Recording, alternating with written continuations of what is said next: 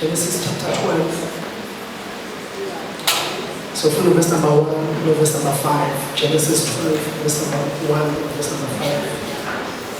Aliko kama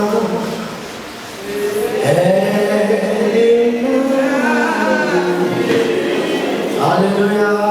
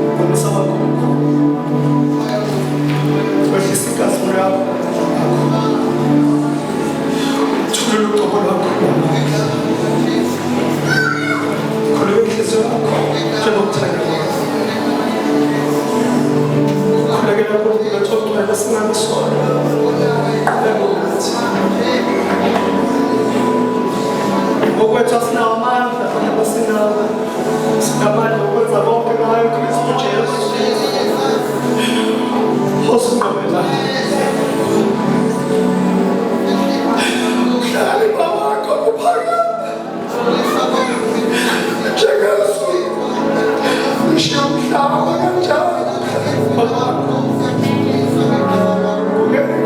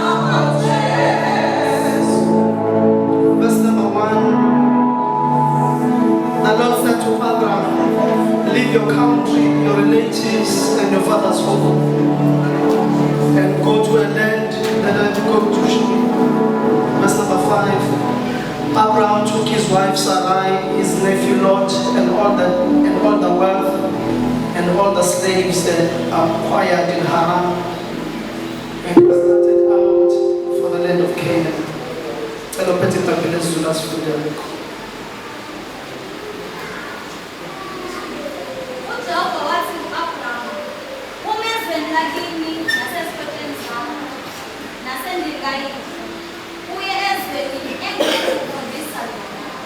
Ngiyakukwenza isizwe esikhulu, ngikubusise, ngenze igama lakho libe likhulu, wena ube yisibusiso. Verse 5. U-Abrahama wathatha uSarayi umkakhe noLothi indodana yomfowabo nempahla yonke ababeyikuthile, nezinceku ababezitholile eHarani, basuka ukuya ezweni laseKhanani. Bafika-ke ezweni laseKhanani. Amen. uNkulunkulu uzomcela ukuthi angisize mhlawumbe lentshumayelo ofisa ngizokufika ngizwela ukuthi ngophasi lapho kufanele usuke kukude lapha. Amen. Mhlawumbe mase siyenze ngo-30 minutes, it was a 1 hour sermon. Kufanele ngikhathe 30 minutes. Amen. uNkulunkulu ukhuluma no-Abraham Abraham ukuthi phuma ezweni lakini nasey'hlotsheni zakho uye ezweni ezawuphilisa lona.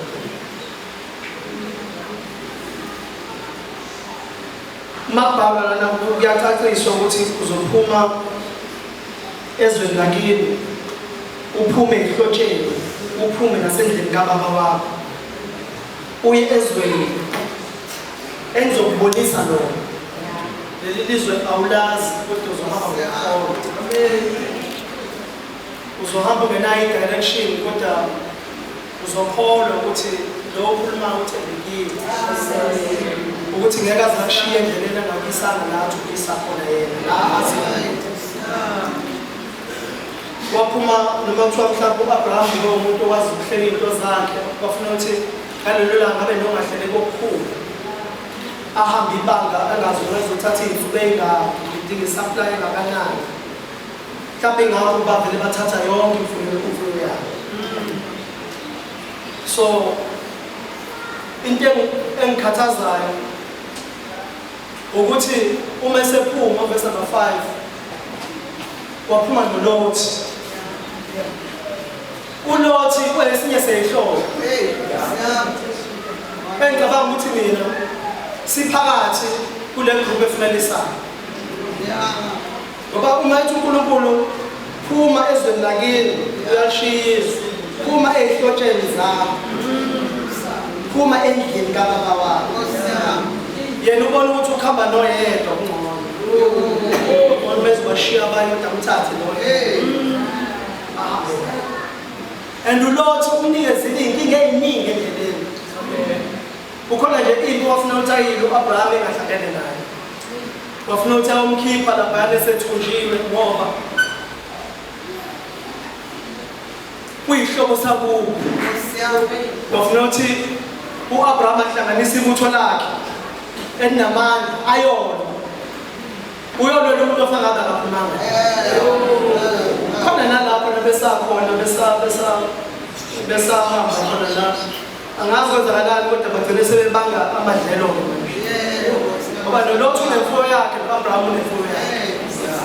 Iy'sebenzi manje seziyabanga ukuthi cha la kufuneka kudle iy'nkomo zethu thina bakaLothi ezika-Abraham zithi cha kufuneka kudle. Kwagcine efika yena futhi ethi cha asingali ngoba manje singabazalana ukuthi singabandawonye. Uma ufunda ama-translation amanye esilungu athi because we are close relatives. Lento uyayazi ukuthi baba ndawonye labo ekufuneka ngabe basanile. But izinto ebezi-unnecessary kufanele zihambe zibe khona. Nakhona mase kufanele achuze lo kufanele akekho uchuze ongcono futhi yabona uyabona ukuthi lo ngasikhona awukwazi ukuthi umpintshise ohambweni. Uwena futhi ufuna uthatha into engcono lamandla lahlala sanutshana ubuhle. Awubone lo opportunity action. Abraham angabi nankinga athi kulungile. Kanti ukubuyazi bathi nasifunda iBhayibheli singaphandle kweBhayibheli. Ukubuyazi ukuthi ikufaka enkingeni nje. Ukhetha inkinga ngoba namadlela aseduze kweSodoma neGomora. Phela njengoba sethi uyofuna lawo khishwa ingenxa ukuthi wachuza lamadlela aseduze. Uma sekuhlasela iSodoma neGomora bathu ukuthi la uphakathi. I think uMark 8 ukhuluma ngento enje manje kuyakusizana ukuzuza izwe lonke. Ebese ulahlekelwa ukuphila kwakho. Yingakho sometimes ungathola konke okwempilo. Kodwa mawulahle ukukholwa. Ulahle into engiyibiza ukuthi i-major. Into ephethe ukuphila. I-major esikoleni e-high school kwamanye amabanga khona yini. Kukhona lesi sifundo uma kufanele izifundo eziwu-7 ungayiphasa zonke eziwu-6 ezesonto. Phasa eziwu-6 ziwu-7 zizonke uvele ufele lesasonto. Lesasonto sikuphindisa iklasi. Uvele uphasa zonke ufele i-maths. Uma ufele i-maths uyaphinda. Akanoma ne-language yakho uma ukuthi umZulu ufele isiZulu engathi kuthiwa uyaveyela futhi. Because normal subjects are major. Unga-excela kokunye kodwa ungayilahli lento eyodwa. Uphase. Okwezinye zezinto siphila singabazalwane. Sometimes sikwazi ukunqoba kukho konke empilweni. Kodwa singanakho ukuthi ukuzuza konke kodwa sikunokholo. Silahlekelwa yi-major into enisophila. Yingakho uJobe mhlawumbe uma ngabe eqela uNkulunkulu evuma uNkulunkulu wathi cha ngiyazi ngeke ayilahle major. Ungaphupha izinto ezizibusise ezona. But ngiyamthemba ngazangishiya. Wafika kuJobe enakho konke. In one day kwalahleka inkomo nemfuyo yonke nayo. In one day wafinga nezonke nazo. Kwaze kwathi egcineni wazoshiwa na unkosikazi wasala yedwa literally yedwa. Nalabo bathi ubambelele bona abangani bafika bazomblame bathi woninda wena. Yebo. Kwangathi akwanele ngoba neyindondo eyisuka okhakhayini ifika ngaphansi konyawo zamshaya kodwa wabambelela kwemeja. Wayabiyana ukholwa ngoba ethi izinto zihambile kodwa wayibamba imeja yokholo. uLazarus, that is why uLazarus wahlupheka emhlabeni ayamshaya impilo. Yabona uLazarus wabhede phaketheni ibhede empilweni wabheda yonke into. Kuthiwa wayekosha ukudla ukuba ivuthuluka yawo etafuleni lesicelo. Kodwa into engiyithanda ngayo wakubamba ukholo. Uthe mesefile esengane wafika wahlala esifubeni sika-Abrahama. Lo bekade etamasa ebekade kuyivuthuluka etafuleni lakhe yena wayithola kwenye indawo. Wasiyamemeza wathi awuthuma leyo ndoda yaze ngiyashala ikhele namanzi wathi hayi sikwenye indawo. Ubehlupheka la kodwa ubebamba imeji usayona. Uthi ubaba wesikhumba usakwazi ukumthuma emhlabeni kodwa akasathuka.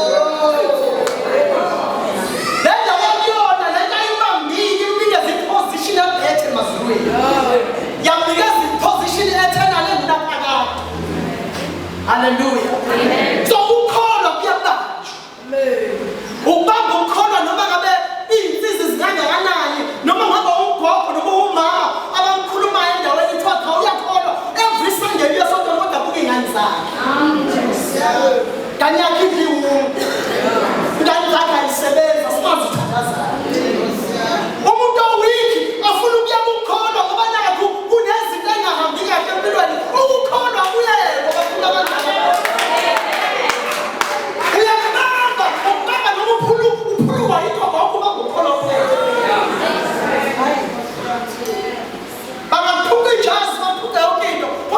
ngihambe ukukholwa.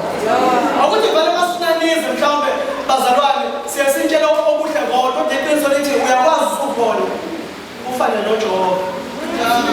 Uphupha izinto adusuza. Hayi ngoba uNkulunkulu elahlile. Futhi uNkulunkulu akayenzi into esingekho isidingo. Izinto zoNkulunkulu azenzayo ingoba kunesizathu osibona kusasa mosubheke emuva ukuthi yazi akwenzanga ngalokho hamba nje. Ayikho into uNkulunkulu ayivumelayo engezukwenza ukuthi kube khona icebo uNkulunkulu akisa kulona. So uma isihambe nolothi kwaba nenkinga ukuthi uphume nomuntu bengafunele ngakuphuma. Ngifuna kafushane ukukhuluma ukuthi ngohambo lomuntu noNkulunkulu kanye nohambo lwebandla kanye noNkulunkulu. Njengoba emkhipha ezweni lakubo ingoba bazi uNkulunkulu ngeke ayenze le nto afuna ukuthi ayenzela. La ekhona i-environment ingamvumeli bani uNkulunkulu angamsebenzisa. Amen. I-culture yakhona bengasiyo i-culture ebi-friendly towards imithetho kaNkulunkulu. uNkulunkulu ubezozabalaza ukuthi amenze uAbrahama afeze icebo lakhe. Ngoba le ndawo bekuyona bekuyindawo ekhonzwa kuyona ithixo. So uma umkhipha khona kamhlukumeza uyamsiza ngokufuna ukumsebenzisa. Yena njengoba ezwela ihlobo ephuma naso sona singabiziwe okwakhe kodwa uNkulunkulu udila naye. Haleluya. Amen. Kamba sifunda amavesi awu-2 ebese siyakhonqa bazalwane. Uzofunda kakhulu mhlawumbe uGenesis kanye nencwadi kaJoshua. Izo nizoyifunda bazalwane. Joshua chapter 24 verse number 2.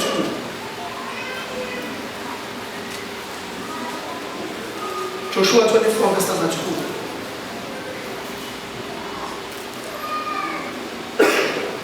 uJoshua wabuza zonke. uJoshua wathi kubantu bonke, usho manje uJehova uNkulunkulu ka-Israyeli uthi, oyihlo bahlala endulo ngaphesheya komfula. uThera uyise ka-Abrahama noyise kaNahori bakhonza abanye uThera ubaba kaAbrahama uthi lo obhalayo uThera ubaba kaAbrahama noNahori naboyihlo bakho wena Israyeli babekhonza abanye onkulunkulu. Okwisizathu esenza ukuthi uNkulunkulu amkhiphe iyavesi number 3 sisi. ngamthatha uyihlo uAbrahama. Uthi ngakho-ke uNkulunkulu ngamthatha uyihlo uAbrahama. Ngoba oyise bakhe babekhonza abanye onkulunkulu. So ngamthatha-ke uAbrahama. Uyasibona isizathu sokukhishwa akahlukunyezwa. Uyasizwa.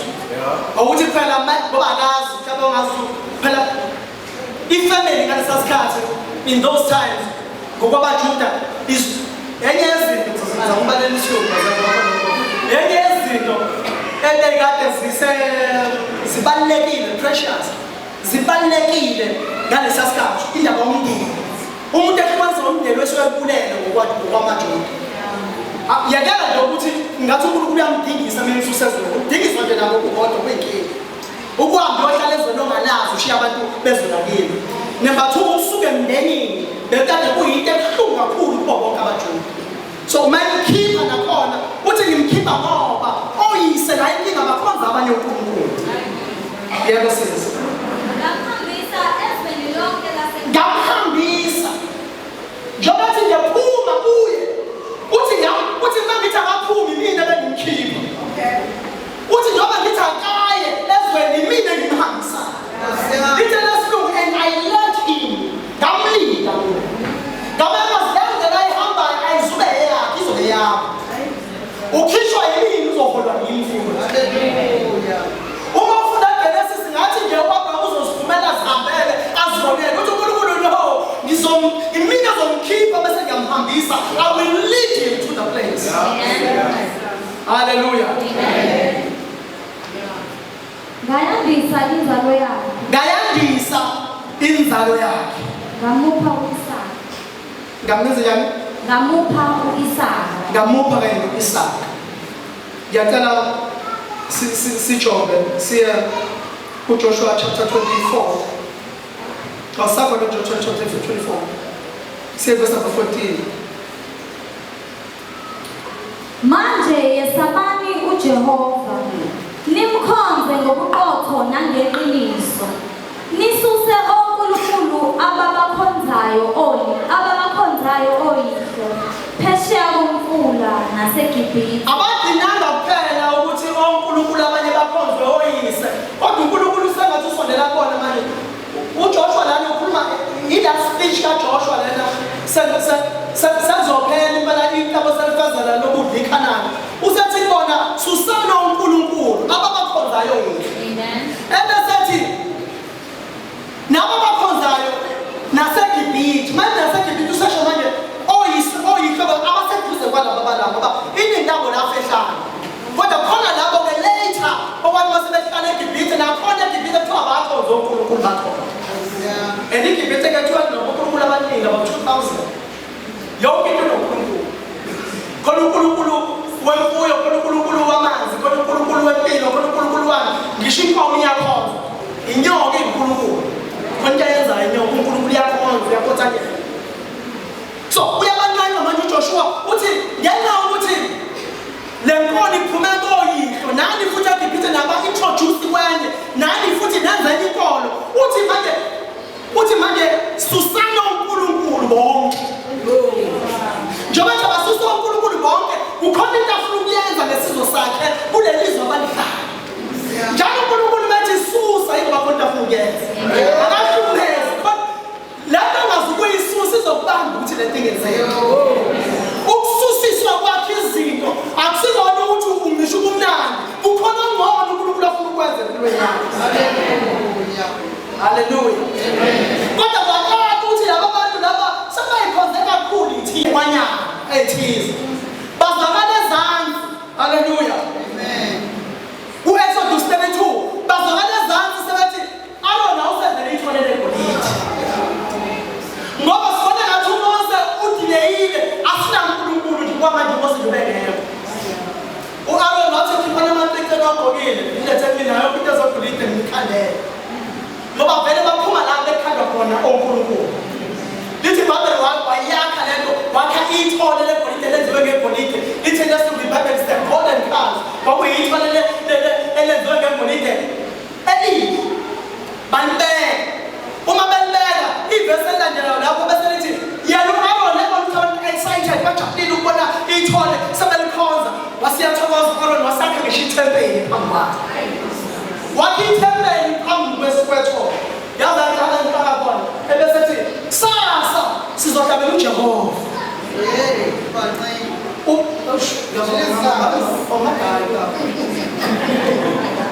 Kubekwe ithole elinguNkulunkulu omuntu.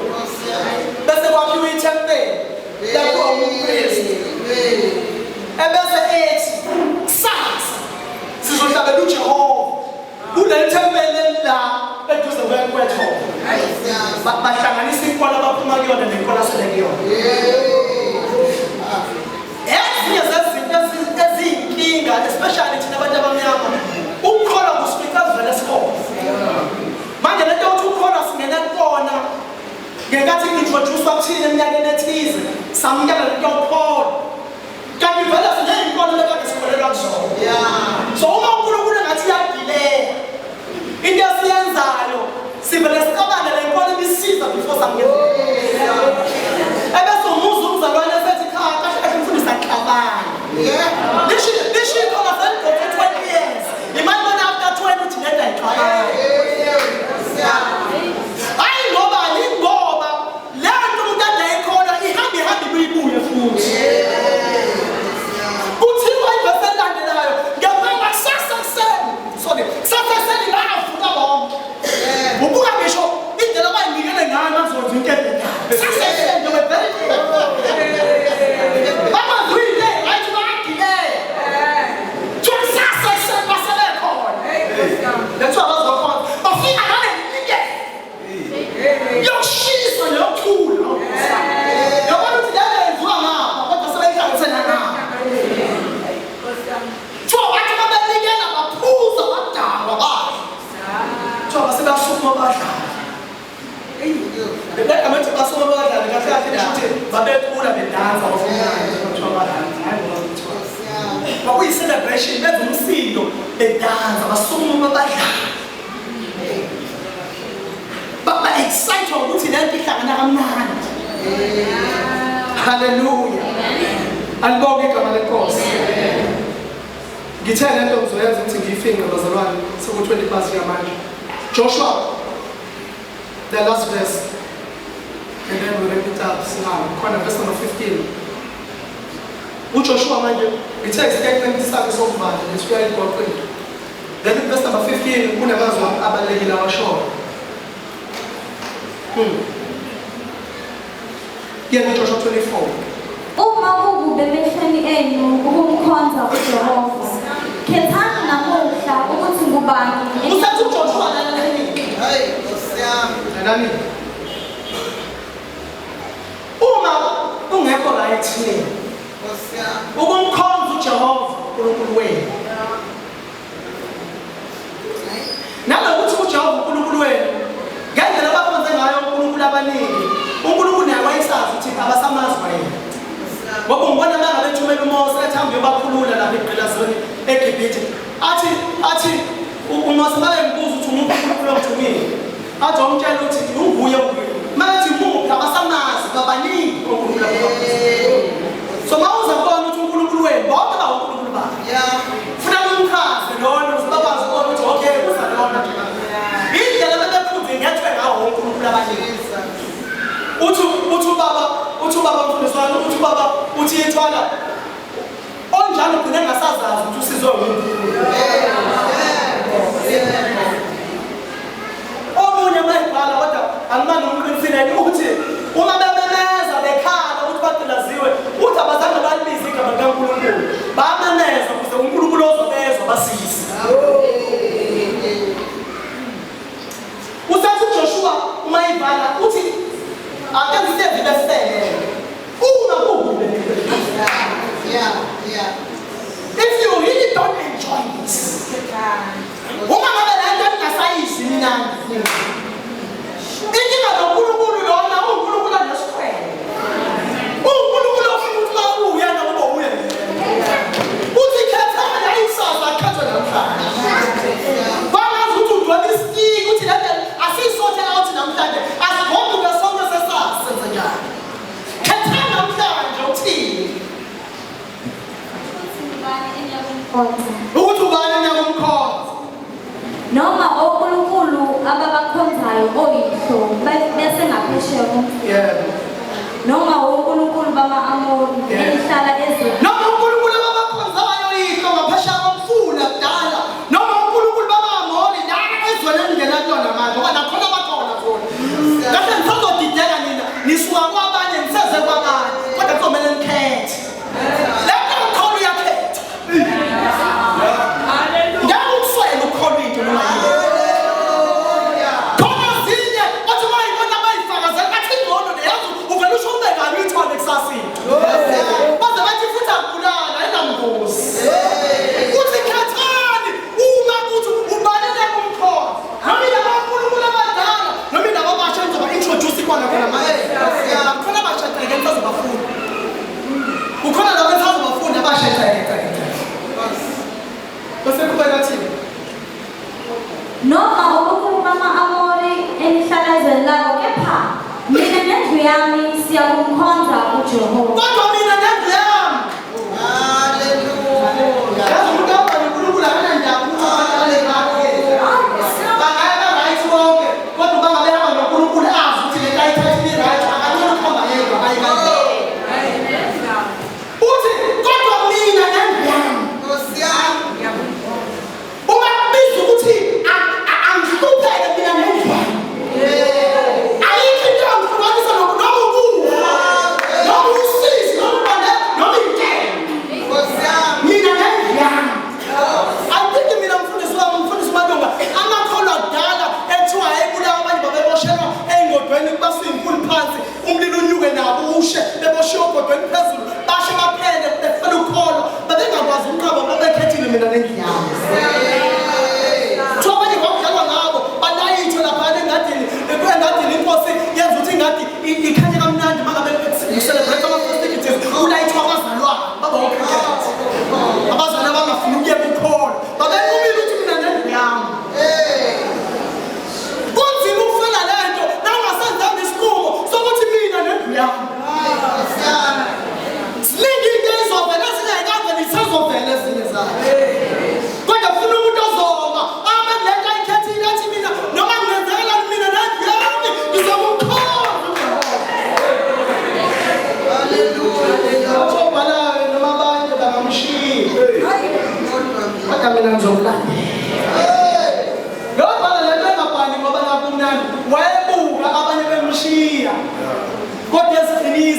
mina ngizomlanda.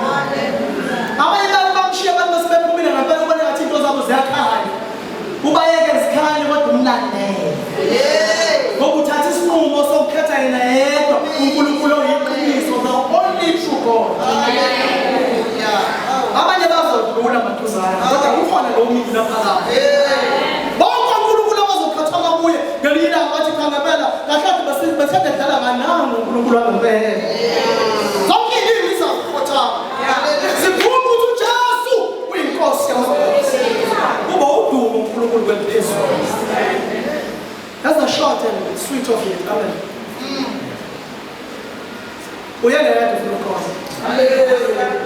Kwenza isikhathi isithixo kungaba yilabo uNkulunkulu ababakhonza kungabe noma yini oyibona enhlizweni yakho awena le ngabezwe uNkulunkulu. Kwenza isikhathi ibe uyena yedwa uLord ongafuna ukumdedela ongathi ngabashiya bonke abanye abazihlo kodwa lo angikwazi ukudedela. Umbona ukuthi uNkulunkulu umnqabile umbamba. Base isikhathi siyakholwa ibe khona lento eyodwa. That one will struggle to let go. And uNkulunkulu vele atebe bonke umuntu afuna ukugada leyo yodwa loyibamba. Athi nalena phela ngiyidingi na. And lokho ubizwa ukuthi nikele enkosini, unikele amandla akho amakhulu. Uthi inkosi anginawo amandla mina, wena unamandla. Okungisiza ungihambise ongiqinise ongiyisa. Ngiyacela siphakame silenze.